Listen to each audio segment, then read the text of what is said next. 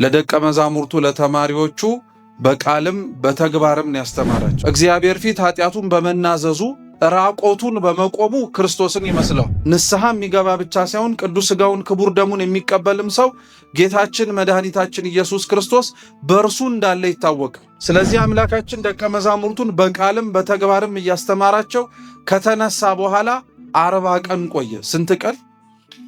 40 ቀን ቆየ። በዚህ ስፍራ ውስጥ ጌታችን ኢየሱስ ክርስቶስ ደግሞ ከተራቡ ከተጠሙት ጋር እሱን ከሚፈልጉት ጋር አብሮ ውሏል። ሁልጊዜ ቅዱስ ሥጋው ክቡር ደሙ ስለሚሰጥ እርገት አለ ማለት ነው። ዛሬ የተሰበሰባችሁት ልክ አባቶቻችን ሐዋርያት እንደተሰበሰቡባት እንደ ደብረ ዘይት ተራራ ነው ማለት ነው። ህብስቱን አንስቶ ቆርሶ ሰጣቸው፣ ጽዋውንም አንስቶ አመስግኖ ሰጣቸው ይላል። ዛሬ ምንም አይነት አዲስ ነገር መጥቶ አይደለም፣ እናንተ አዲስ ስለሆናችሁ ነው። በስመ አብ ወወልድ ወመንፈስ ቅዱስ አሃዱ አምላክ አሜን። የተወደዳችሁ የተከበራችሁ አባቶቻችን ካህናት፣ ሊቃውንተ ቤተ ክርስቲያን፣ ምእመናት እንደየማይረጋችሁ እንደምን ዋላችሁ? እንደምን አረፈዳችሁ? አሜን። እስከዚህ ሰዓት ጠብቆ በቸርነቱ በእድሜያችን ለችን ሰዓት ጨምሮ ለዚህ ያደረሰን የአባቶቻችን አምላክ ልዑል እግዚአብሔር ስሙ የተመሰገነ ይሁን። እንደ እግዚአብሔር ቅዱስ ፈቃድ ለአጭር ደቂቃ ያስቀደሳችሁ የቆረበ ሰው በእርግጥ ምን ይማራል? ተምሮ ነው የቆረበው የሚያስቀደሰውም። ስለዚህ ለዚህ ክብር ግን ላልበቃን በቅተንም ደግሞ ዛሬ ቅዱስ ሥጋውን ክቡር ደሙን ለመቀበል ተመርጠን ነገ ደግሞ ይህንን ሕይወትም ጭምር እንድንቀጥል እግዚአብሔር እንዲያጸናን ለዚህ ያደረሰንን ቅዱስ ቃሉን ለአጭር ደቂቃ እንማራለን። አምላካችን ቅዱስ እግዚአብሔር በመሰባሰባችን መሃል ተገኝቶ እንዲያስተምረን እንዲመክረን የእርሱ ቅዱስ ፈቃድ ይሁንልን። የሐዋርያው ቅዱስ ሉቃስ ወንጌል ምዕራፍ 24 ቁጥር 50 ላይ ተጽፎ በሚገኝ ኃይለ ቃል እንማራለን። እስኪ አብራችሁን በሉ። እስከ ቢታንያም ድረስ አጭር ነው። እስከ ቢታንያም ድረስ አወጣቸው፣ እጆቹንም አንስቶ ባረካቸው። እስኪ ድገሙት። እስከ ቢታንያ ድረስ አወጣቸው፣ እጆቹንም አንስቶ ባረካቸው። እስኪ ሶስተኛ በሉት። እስከ ቢታንያ ድረስ ምን አረጋቸው? እጆቹንም አንስቶ ምን አረጋቸው? በቃ በዚህች ኃይለ ቃል መነሻነት እንማራለን። አምላካችን እንዲያስተምረን የእርሱ ቅዱስ ፈቃድ ይሁንልን። የአብይ ጾምን እንግዲህ ጨርሰን ትንሣኤንም ማክበር ከጀመርን አሁን 40 ቀናትን አሳልፈናል። ግንቦት 13 ይህንን ሳምንት ላይ ማለት ነው የጌታችን ኢየሱስ ክርስቶስን እርገትም ጭምር አክብረናል። ከእርገት በኋላ ያሉት እስከሚመጣው ሳምንት እሁድ ግንቦት 23 ድረስ 10 ቀናት የጌታችን ኢየሱስ ክርስቶስ ወደ ሰማያት ማረጉና ለአባቶቻችን ለሐዋርያትም ደግሞ መንፈስ ቅዱስን እንደሚልክላቸው ተስፋ የሰጠበት ወቅት ነው። አምላካችን ኢየሱስ ክርስቶስ በዚች ምድር ላይ 33 ዓመት ሲቆይ ለደቀ መዛሙርቱ ለተማሪዎቹ በቃልም በተግባርም ያስተማራቸው። እስኪ በቃልም በሉ፣ በተግባርም። በቃል ማለት በንግግር አስተምሯቸዋል። በተግባር ማለት በስራ ማለት ነው። ክርስቶስ በንግግሩ ብቻ ማስተማር የሚችል መምህር ነው። ነገር ግን ከንግግሩ ባለፈ ግን በተግባር ነው ለሐዋርያት ያስተማራቸው። ለምን? እርሱ ካረገ በኋላ ተግባራቸውን በመፈጸምና ያዘዛቸውን በማድረግ አንደኛ የእርሱ ተማሪዎች መሆናቸው ይታወቃል።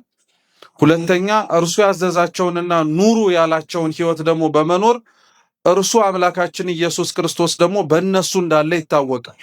ክርስቲያኖች ንስሐ የምንገባው ቅዱስ ሥጋውን ክቡር ደሙን የምንቀበለው በጥቅሉ አድርጉ የምንባለውን መንፈሳዊ ሕይወት በሙሉ የምናደርገው ሕግና መመሪያ ስለሆነ ብቻ አይደለም። እነዚህን ነገሮች በሙሉ እንድናደርግ ቤተክርስቲያናችን የምታደርገን በእኛ ውስጥ ክርስቶስ እንዲታይ ነው። እስኪ በእኛ ውስጥ በሉ። ማን እንዲታይ? ክርስቶስ እንዲታይ። ንስሐ የሚገባ ሰው እግዚአብሔር ፊት ኃጢአቱን በመናዘዙ ራቆቱን በመቆሙ ክርስቶስን ይመስለዋል። ልክ አምላካችን መድኃኒታችን ኢየሱስ ክርስቶስ ለእኛ ሁሉ ሲሰቀል ምኑን ሆኖ የተሰቀሉ? እርቃኑን ሆኖ የተሰቀለው። እኛም ኃጢአታችንን፣ በደላችንን፣ ክፋታችንን ለመናዘዝ እኮ ንስሐ አባቶቻችን ጋር ስንሄድ በደላችንንና ኃጢአታችንን በማውራታችን ምክንያት የሚሰማን ሀፍረት አለ አይደለ? ነውር እንደሰራን ስናውቅ የምንሰማን ጸጸት፣ ያቺ ክርስቶስ በዕለተ ዓርብ ለኛ እርቃኑን ለመሆኑ ማሳያ ማስተማሪያ አድርገው አባቶቻችን ያስተምሩን። እንደዚሁ ሁሉ ደግሞ ንስሐ የሚገባ ብቻ ሳይሆን ቅዱስ ሥጋውን ክቡር ደሙን የሚቀበልም ሰው ጌታችን መድኃኒታችን ኢየሱስ ክርስቶስ በእርሱ እንዳለ ይታወቃል። አምላካችንም ለዛ ነው በቅዱስ ወንጌል ላይ ሲያስተምር እናንተን የተቀበለ ሁሉ ማንን የተቀበለ ነው አለ? እኔን የተቀበለ ነው አለ። ስለዚህ ዛሬ ቅዱስ ሥጋውን ክቡር ደሙን እርሱን ወደ ሰውነታችሁ ያስገባችሁ በሙላችሁ የተቀበላችሁት ክርስቶስን እንደሆነ ሁሉ የሚያስተናግዷችሁ፣ የሚያበላችሁ፣ የሚያጠጧችሁ እናንተን ዛሬ አይተው ሳይሆን ማን እንዳለ በእናንተ ውስጥ አምነው ነው። ክርስቶስ እግዚአብሔር እንዳለ አምነው። ስለዚህ አምላካችን ደቀ መዛሙርቱን በቃልም በተግባርም እያስተማራቸው ከተነሳ በኋላ 40 ቀን ቆየ። ስንት ቀን? 40 ቀን ቆየ። በ40ኛው ቀንም አሁን ባነበብኩላቸው የመጽሐፍ ቅዱስ ክፍል ላይ ጌታችን ኢየሱስ ክርስቶስ ወደ ቢታንያ ወደ ተባለች ስፍራ ወሰዳቸዋል። አምላካችን ኢየሱስ ክርስቶስ የወሰዳቸው ወደ ቢታንያ ስፍራው ደብረ ዘይት ተብሎ ይጠራል። እስኪ ደብረ ዘይት በሉ። ደብረ ዘይት እንደምታውቁት አምላካችን ኢየሱስ ክርስቶስ ብዙ ምስጢራትን ያስተማረበት፣ ከነዛ መካከል በዋነኝነት በደብረ ዘይት ጌታችን ኢየሱስ ክርስቶስ ስለ ዳግም መምጣቱ አስተምሮበታል። እየሰማችሁ ነው። ሁለተኛ በደብረ ዘይት አካባቢ እቺ ቢታንያ ተብላ የምትጠራው ስፍራ ላይ የወዳጆቹ የአልዓዛርና የማርታ የማርያም ቤት ያለበት ስፍራ ነው። በዚህ ስፍራ ውስጥ ጌታችን ኢየሱስ ክርስቶስ ደግሞ ከተራቡ ከተጠሙት ጋር እሱን ከሚፈልጉት ጋር አብሮ ውሏል፣ አብሮ ማድሯልም ጭምር። ሶስተኛው በዚህ በደብረ ዘይት ተራራ ላይ አምላካችን መድኃኒታችን ኢየሱስ ክርስቶስ ከሰው ሁሉ ራሱን አርቆ ከሰው ሁሉ ራሱን ለይቶም ጭምር ተቀምጦባታል። እየሰማችሁ ነው።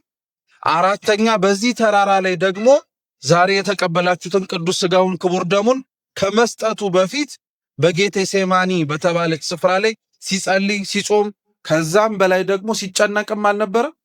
እየሰማችሁ ነው። ሲጨነቅ አልነበረ? ይሄ ሁሉ የተከናወነው የደብረ ዘይት ተራራ ላይ ነው። አሁን የደብረ ዘይትን ተራራ ያነሳውላችሁ ምክንያት ምን መሰላችሁ? ጌታችን ኢየሱስ ክርስቶስ ከማረጉ በፊት ደቀ መዛሙርቱን የወሰዳቸው የሚያውቁት ቦታ ላይ። ምን የሚያረጉት ቦታ?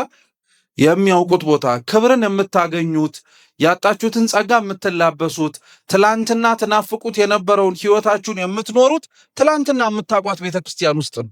ዛሬ እንደ አዲስ የሚመሰረት ዛሬ ተፍተን ስለተገኘን እንደ አዲስ የሚመጣ ምንም ነገር የለም። ትላንትና ያላወቅናትን፣ ትላንትና በተገቢው ሁኔታ ያልተመላለስንባትን፣ ትላንትና ቅዱስ ሥጋውን ክቡር ደሙን አዘጋጅታ ስትሰጠን ያልተቀበልንበት ቤተክርስቲያን ውስጥ ነው ዛሬ ድጋሚ እግዚአብሔር እዛው ቦታ ላይ እየጠራን። መቼም በእርግጠኝነት ብዙሃናችሁ እዚሁ ቤተክርስቲያን ውስጥ የተሰባሰባችሁት ለዚህ ቤተክርስቲያን አዲስ የሆነ ሰው አለ ማለት ለጊዮርጊስ ማለት። አብዛኞቻችን ሰፈራችን የት ነው? እዚሁ ነው።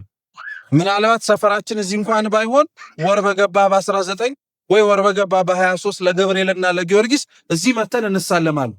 ግን አንድም ቀን መተን ስንሳለምም ሆነ አንድም ቀን ወደ ቤታችን ስናልፍ በዛ በኩል ስናቋርጥም ይቺ ቀን ትደርሳለች ብላችሁ አስባችሁ ታውቃላችሁ? አታውቁም። ክብር ምስጋና ለአምላካችን ይድረሰው። አያችሁ፣ ትላንትና የምታቋት ቦታ ላይ ትላንትና የለመዳችኋት ስፍራ ላይ ዛሬ አዲስ ነገር አመጣላችሁ እግዚአብሔር። እንደ ትላንትናው ዛሬ ተሳልማችሁ አልሄዳችሁም፣ ወደ መቅደስ ገባችሁ። እንደ ትላንትናው የቅዱስ ቃሉን ወተትነት ዝም ብላችሁ ተግታችሁ ሰምታችሁ አልሄዳችሁ። ዛሬ የሰማችሁትን ቃለ እግዚአብሔር ህብስትና ወይን ሆኖ ስጋና ደሙ ሆኖ ደግሞ ተቀበላችሁት።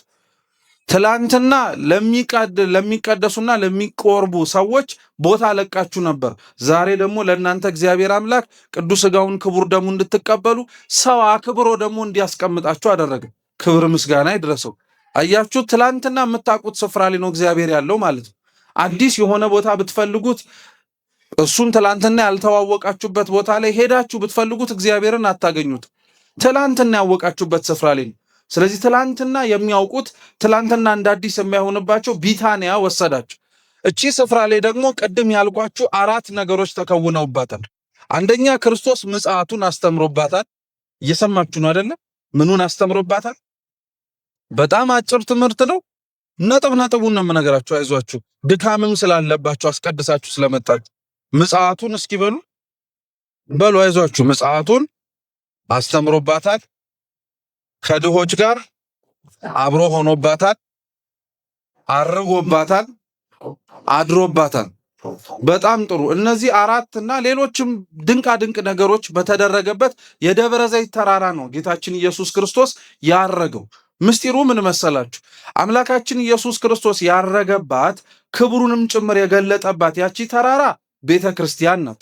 እንዴት ይታወቃል መሰላችሁ? ዛሬ ቅዱስ ሥጋውን ክቡር ደሙን ስትቀበሉ የጌታ ቅዱስ ሥጋና ክቡር ደም የወጣው ከመቅደስ ነው አይደለ? ከመቅደስ ወጥቶ ለእናንተ ወረደ። እናንተም በልታችሁ ጠጥታችሁ የአምላካችን ኢየሱስ ክርስቶስን ሥጋና ደም ልክ ስጨርሱ ያው ከመቅደሱ የወጣው ሥጋና ደም ተመልሶ ወዴት ነው የገባው? ወደ መቅደሱ አይደለ? መጀመሪያ እናንተና እኔ ሳንቀበለው በፊት ከመቅደሱ ወደኛ ሲወርድ ድርገት ይባላል። እስኪ ድርገት በሉ። በጣም ጥሩ። የሚገርማችሁ ደግሞ እኛ በልተነው ጠጥተነው የኢየሱስ ክርስቶስን ሥጋና ደም ከጨረስን በኋላ ያው ሥጋና ደም ተመልሶ ወደ መጣበት መቅደስ አይደለም የሚገባው። እሱ ደግሞ እርገት ይባላል። ምን ይባላል? እርገት። አያችሁ። ስለዚህ ቤተክርስቲያን ውስጥ ሁሌም እርገት አለ ማለት ነው። ቅዳሴ ስለሚቀደስ ሁልጊዜ ቅዱስ ሥጋው ክቡር ደሙ ስለሚሰጥ እርገት አለ ማለት ነው። ዛሬ የተሰበሰባችሁት ልክ አባቶቻችን ሐዋርያት እንደተሰበሰቡባት እንደ ደብረ ዘይት ተራራ ነው ማለት ነው። እዛች የደብረ ዘይት ተራራ ላይ ለመሰብሰብ የታደሉት ደግሞ ሐዋርያት ናቸው። ልብ ብላችሁ ስሙ። ሐዋርያት ለደብረ ዘይት ተራራ ያበቃቸው የእግዚአብሔር ቸርነቱ ነው እንጂ የእነሱ ስራ አይደለም።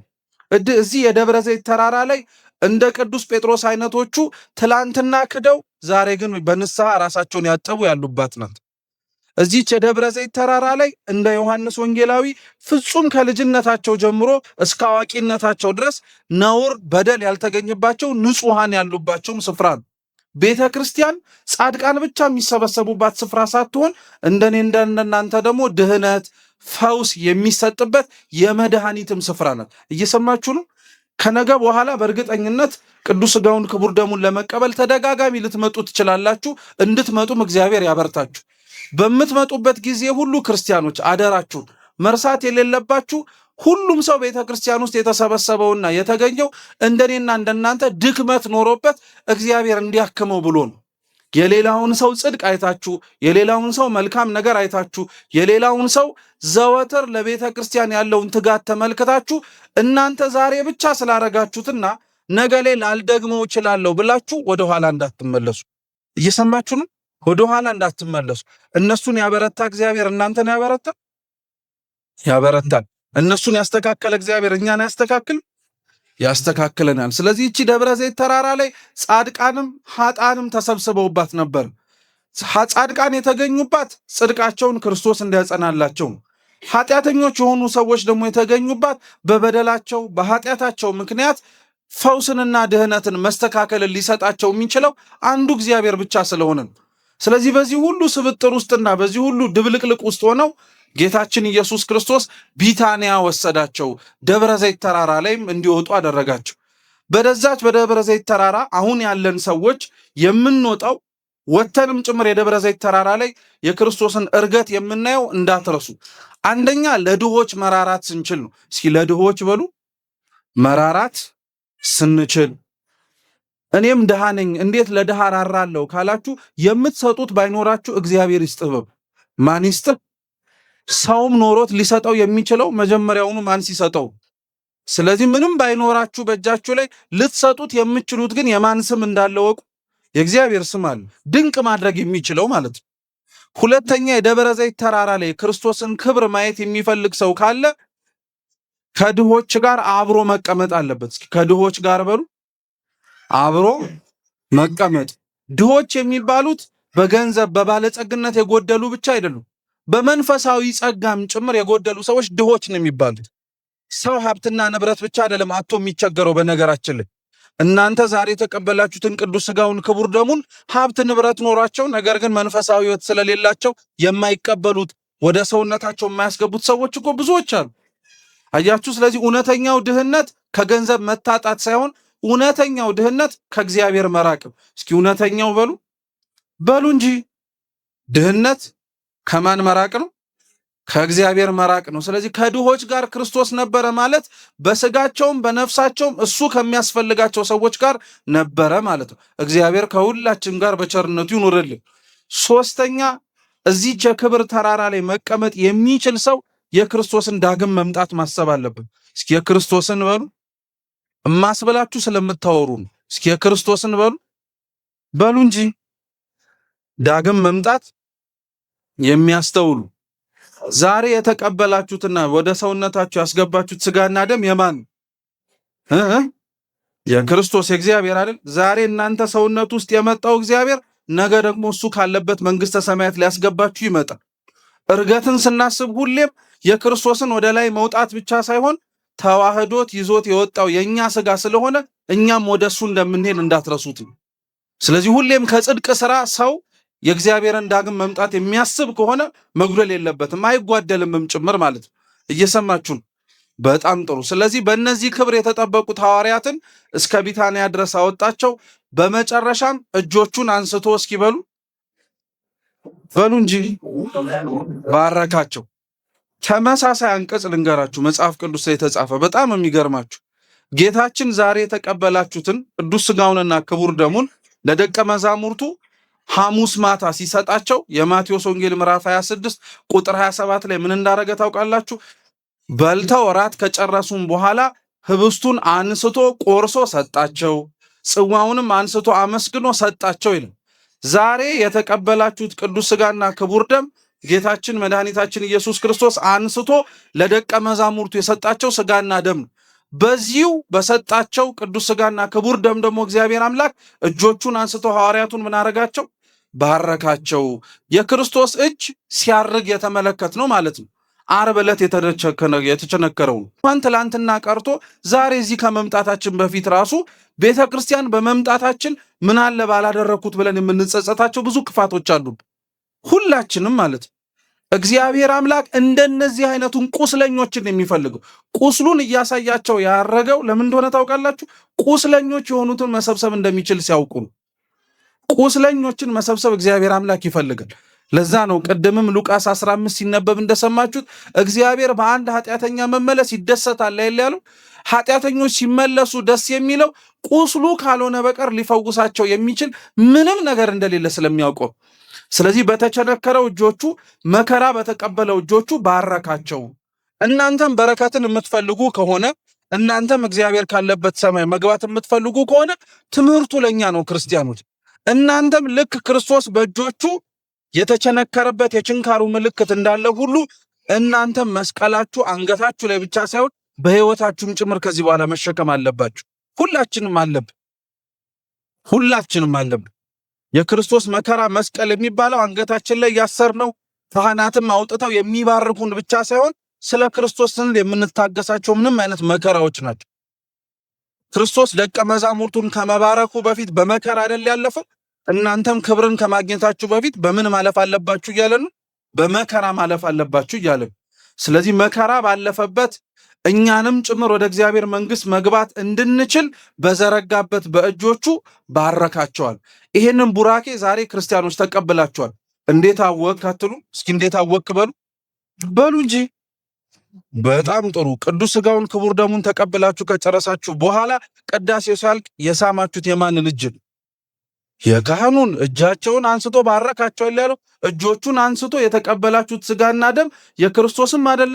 ያቀበላችሁም እጅ የሱ ስለሆነ በሱ እጅን የተባረካችሁት ማለት ነው። ስለዚህ ከዚህ በኋላ ሰማያዊ ስራን የምትሰሩት ማለት ነው። ምድራዊ ነገር አታደርጉ። ከዚህ በኋላ ሰማያዊ ነገር ነው የምትፈጽሙት። መሬታዊ ነገር አታደርጉ። ምንም እንኳን መሬት ላይ ብትኖሩ፣ ምንም እንኳን ዓለም ላይ ብትኖሩ፣ ምንም ሰው እንደሚበላው ብትበሉ፣ እንደሚጠጣው ብትጠጡ፣ እንደሚለብሰው ብትለብሱ፣ ነገር ግን እናንተ ከዓለም አይደላችሁም። ከዓለም እግዚአብሔር አምላክ ዛሬ አውጥቶ ሰማያዊ መሆን የምትችሉበትን ስልጣንም ጭምር ክብርም ሰጥቷቸዋል። ይሄንን ላደረገ ለአምላካችን ደግሞ ስሙ የተመሰገነ ይሁን። እንደጀመርን ዛሬ ፍጻሜያችንን አምላካችን ያሳምርልን። አደራችሁን አደራ እንዳትረሱት። ቤተ ክርስቲያን እንደኔና እንደናንተ አይነቶቹ ሰው የሚሰበሰብባት ነው። ጻድቁ ባለጸጋው የሞላለት የሰፋለት ብቻ አይደለም፣ ያጣው የነጣው ከምግባርም ከምንም የጎደለው ሰው ቤተ ክርስቲያን ውስጥ ነው መገኘት መቻል አለበት። ይሄ ስጋና ደም ነበረ ትላንትና ሲጠራችሁ የነበረው። ይሄ ስጋና ደም ነበር ትላንትናም ጭምር ኑ ቅረቡ ሲል የነበረው። ዛሬ ምንም ተለውጦ አይደለም፣ እናንተ ስለተለወጣችሁ። ዛሬ ምንም አይነት አዲስ ነገር መጥቶ አይደለም፣ እናንተ አዲስ ስለሆናችሁ። ይሄን አዲስ ማንነታችሁን እግዚአብሔር እስከ ፍጻሜው እንዲያዘልቅልን የእሱ የአምላካችን ቅዱስ ፈቃድ ይሁንልን። በተወጋው ጎኑ በፈሰሰው ደሙ በአማኑኤል ስሙ እግዚአብሔር አምላክ ይህን የጀመርነውን ጉዟችንን እስከ ፍጻሜው ያዝልቅልን። ዛሬ ብቻ ሳይሆን ተደጋግመን ተመላልሰን ቅዱስ ሥጋውን ክቡር ደሙን ተቀብለን በሰማይ ላለው መንግስቱ አብረን ለመኖር አምላካችን ይርዳን ይፍቀድልን። ያስተማረን አምላካችን ስሙ የተመሰገነ ይሁን። የሁላችንንም ፍጻሜ ያሳምርልን። ወስብሐት ለእግዚአብሔር።